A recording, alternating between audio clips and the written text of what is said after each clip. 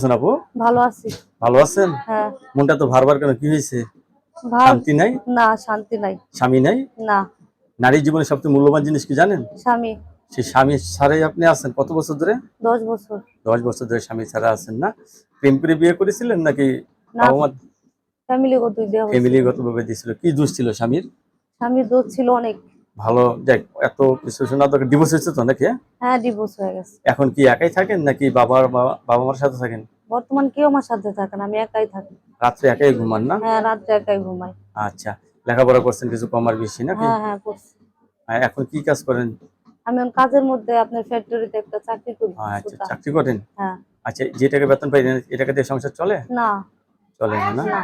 যাই হোক, আপনার সাথে অনেকে কথা বলবে, কারোর সাথে খারাপ ব্যবহার করবেন না, ঠিক আছে? হুম। রাতে ঘুমাইতে ঘুমাইতে কয়টা বাজে? ঘুমাইতে ঘুমাইতে 2টা 3টা।